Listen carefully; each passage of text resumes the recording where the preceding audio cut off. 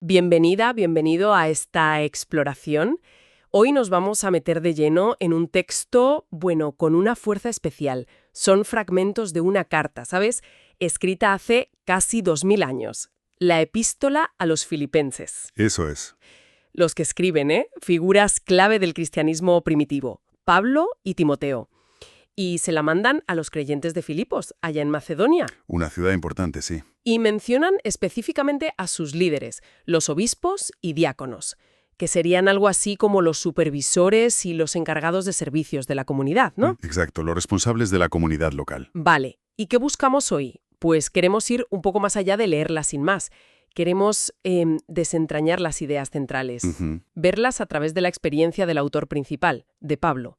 Vamos a tocar temas como, fíjate, la alegría en situaciones malísimas. Es increíble, sí. O la humildad, una humildad que choca con nuestras ideas de estatus. También la confianza total en la fe y el valor de la comunidad. Temas muy potentes. Es que es fascinante. Y empezamos con una paradoja tremenda. Pablo, el autor, escribe sobre la alegría, pero está encadenado. O sea, ¿cómo puede ser? A ver, analicemos esto. Justo. Esa paradoja es, digamos, la puerta de entrada. Porque el contexto de Pablo no es cómodo, ni mucho menos. Está preso, encadenado por causa de Cristo, como él mismo dice. Lo menciona varias veces, sí. Y desde ahí, desde esa situación tan dura, la palabra alegría, jará en griego, y sus derivados, es que resuenan todo el tiempo, una y otra vez. Eso ya nos da una pista, ¿no? Que no está hablando de una felicidad superficial, de esa que depende de si te van bien las cosas. Es que resulta casi chocante, ¿verdad? Dice que ora con alegría. Afirma que se alegra de que se anuncia a Cristo, aunque las intenciones de algunos no sean buenas. Incluso así. Contempla la posibilidad de morir, de ser derramado como una ofrenda, y aún así habla de compartir su alegría. Es tremendo. E insiste a los filipenses, alégrense siempre en el Señor. Repite la idea. Parece totalmente ilógico encontrar esa emoción ahí, entre cadenas, con esa incertidumbre. ¿De dónde saca esa alegría tan fuerte? Pues según el propio texto, el motor no viene de fuera, no son las circunstancias, es una convicción interna muy profunda. Ajá. Pablo encuentra motivos para alegrarse porque su propio encarcelamiento, que parece un desastre, ¿verdad? Claro, un fracaso. Pues no, dice que ha servido para el avance del Evangelio. Paradójico total. Explica que hasta la guardia del pretorio, los soldados de élite, saben que sus cadenas son por Cristo. O sea, que su situación se conoce. Exacto. Y que su ejemplo ha animado a otros creyentes. Les ha dado valor para predicar con más audacia todavía. Vaya. E incluso afronta una realidad un poco incómoda. Reconoce que algunos predican por motivos, bueno, regularcillos. ¿Cómo cuáles? Habla de envidia y rivalidad o de ambición personal.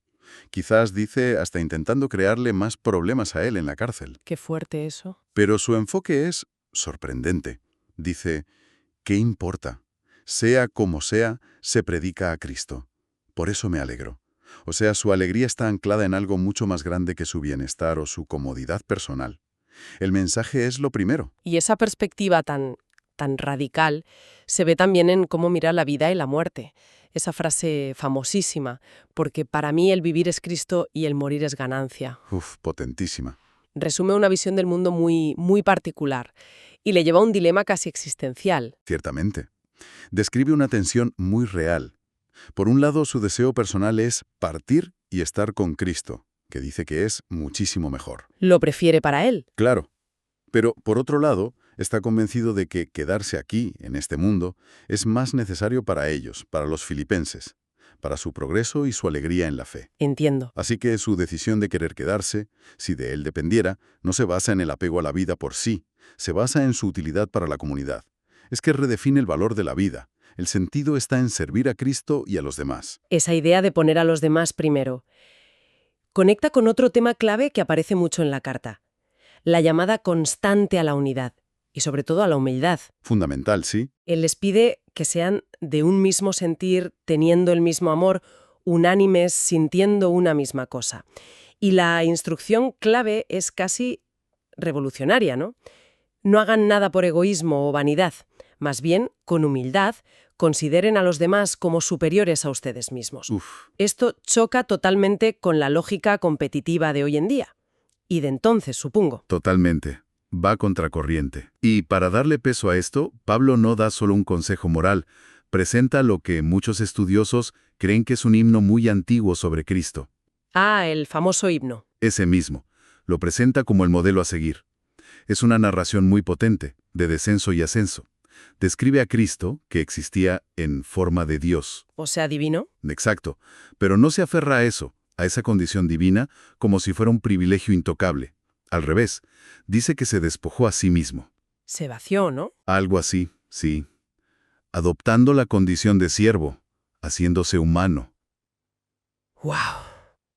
Y el punto más bajo de esta autohumillación es la obediencia total, hasta la muerte, y muerte de cruz, que era la ejecución más vergonzosa, la más infame en el mundo romano. Terrible. Pero esa humillación tan extrema no es el final de la historia. Después viene la exaltación por parte de Dios. Le da el nombre que es sobre todo nombre, para que todo el universo, en el cielo, en la tierra, debajo de la tierra, reconozca que Jesucristo es el Señor. Pero lo crucial aquí, lo que Pablo quiere subrayar, es que este relato no es solo teología abstracta. No es solo para saberlo. Exacto. Se presenta como el patrón de actitud. Dice, haya pues en ustedes este sentir que hubo también en Cristo Jesús. La teología se tiene que traducir en cómo nos relacionamos, en ética para la comunidad. Y parece que este mensaje no era solo teoría para la gente de Filipos, ¿verdad? Porque vemos que Pablo lo aplica a una situación real. Sí, hay un momento muy concreto. Ruega específicamente a dos mujeres, Evodia y Sintique, que se pongan de acuerdo en el Señor. ¿Debía haber alguna tensión ahí? Parece que sí. Incluso pide ayuda a un compañero para que las ayude, reconociendo que ambas lucharon junto a mí en el Evangelio. Es un recordatorio muy humano, muy práctico, de que la unidad y la humildad no son fáciles. Son un trabajo constante en las relaciones de verdad. Sin duda. Requieren esfuerzo. Bueno, y cambiando un poco de tercio, hay una parte donde el tono de Pablo se pone bastante más duro. Sí, se nota el cambio. Advierte, cuidado con esos perros, cuidado con los malos obreros, cuidado con los que mutilan el cuerpo. Uf, suena fuerte. Suena muy fuerte, sí. Por el contexto, todo apunta a que se refiere a gente que insistía en que los creyentes que no eran judíos, pues que tenían que adoptar ritos judíos. ¿Como la circuncisión, quizás? Principalmente eso, sí. Como si fuera un requisito para ser parte del pueblo de Dios de verdad. Vale. Y Pablo establece ahí un contraste muy marcado entre esa confianza puesta en la carne, o sea, en el linaje, los rituales, los méritos humanos, y la fe auténtica, la que se vive por medio del Espíritu de Dios y se siente orgullosa en Cristo Jesús, no en logros propios. Y para ilustrarlo, usa su propia vida, ¿no? De forma impactante, sí. Argumenta que si alguien tenía motivos para confiar en esas credenciales humanas, en ese currículum, era él. A ver qué dice. Pues enumera: circuncidado al nacer, israelita de pura cepa, de la tribu de Benjamín, hebreo de hebreos, en cuanto a la ley judía, fariseo, que eran los más estrictos, ¿sabes? Sí, los más observantes. En cuanto a celo religioso, perseguidor de la Iglesia. Y en cuanto a la justicia que se basa en cumplir la ley, intachable. O sea, presenta un historial religioso y social impecable para los estándares de la época. Un currículum perfecto, vamos. Exacto.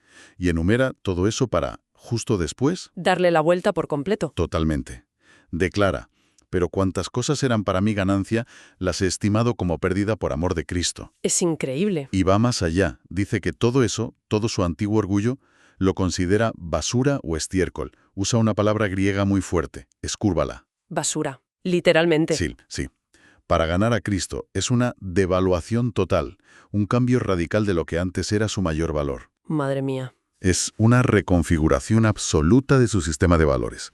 Lo que antes eran sus activos, ahora los ve como pasivos, incluso como obstáculos. Entiendo. Su meta ya no es una justicia propia, que es por la ley, o sea, una rectitud basada en su propio esfuerzo, en cumplir normas.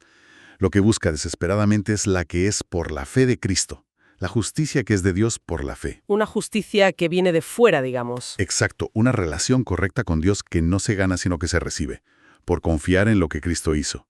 Dice que lo ha perdido todo con un objetivo clarísimo: ganar a Cristo. Y conocerlo. Y conocerla profundamente.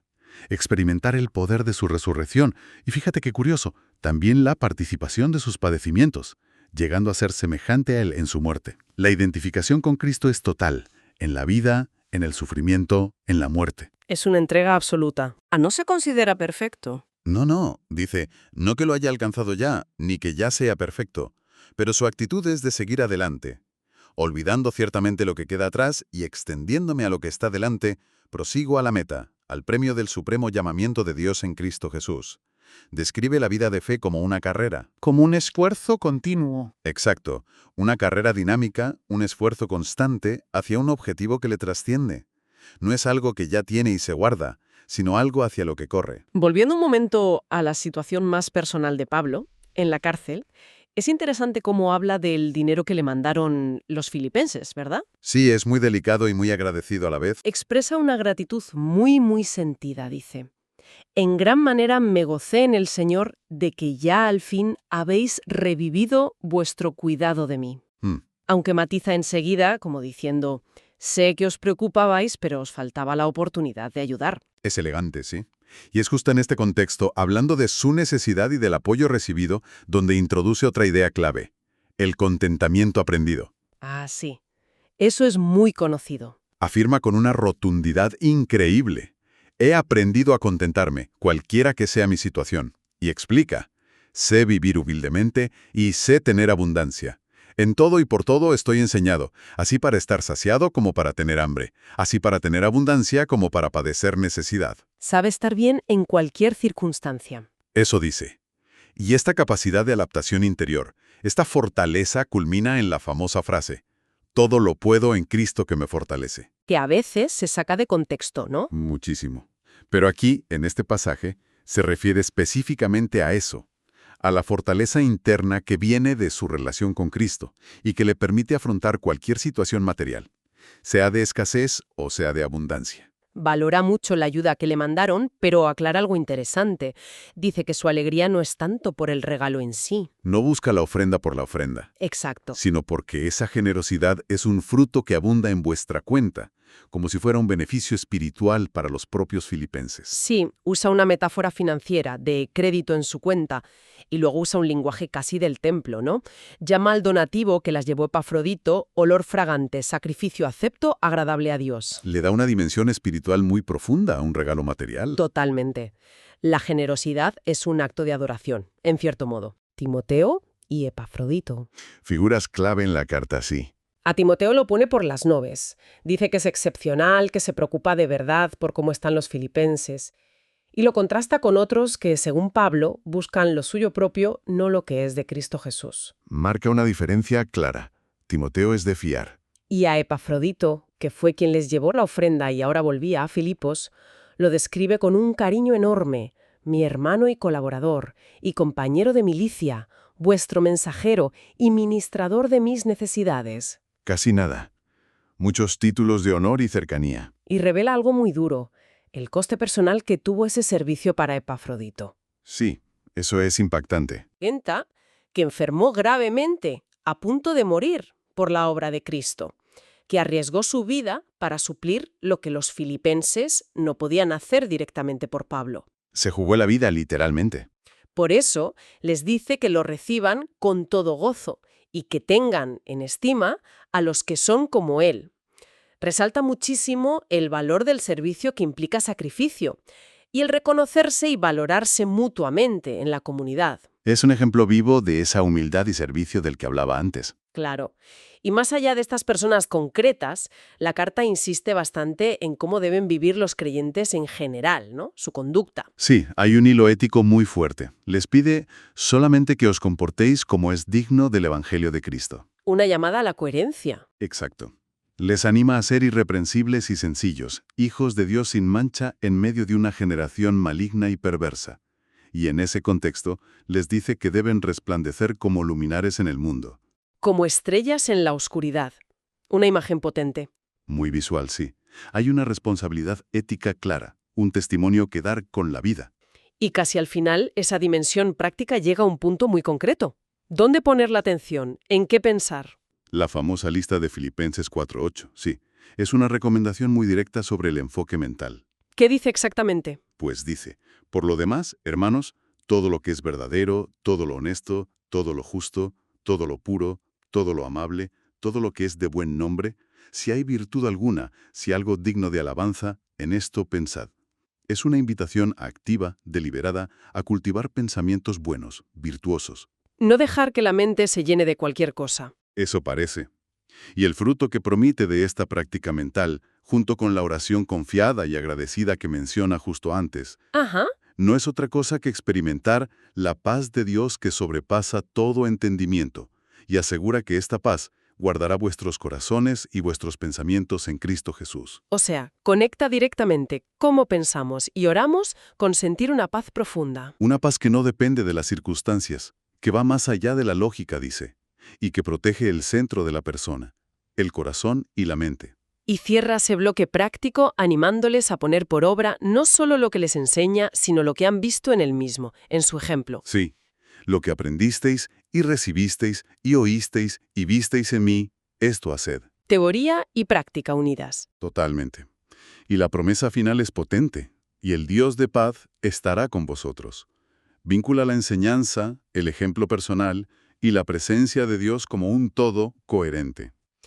En resumen, estos pasajes de Filipenses nos dejan un cuadro, muy rico, lleno de contrastes, de tensiones que son productivas.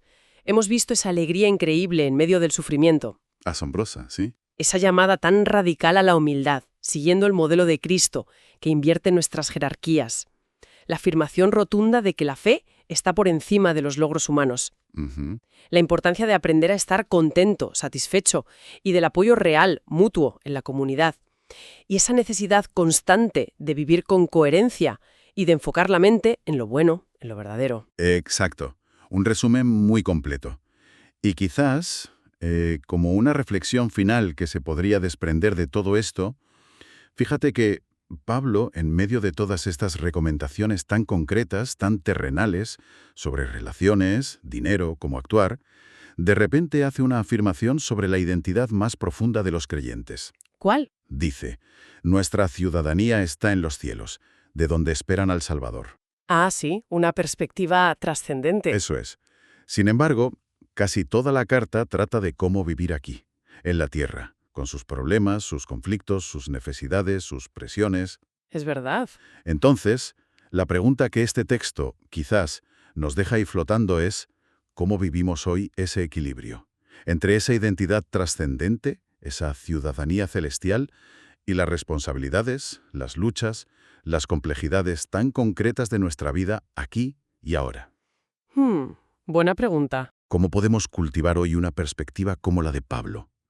Esa mezcla de esperanza firme, de alegría que resiste, de humildad activa, de fe que persevera, frente a nuestras propias dificultades o desacuerdos, no para escaparnos de la realidad, No, claro. sino para intentar transformarla desde dentro, con esa fuerza que él demuestra. Es una cuestión profunda, yo creo, que esta carta escrita desde una cárcel hace 2000 años, pues todavía nos sigue planteando hoy. Sin duda. Da mucho que pensar.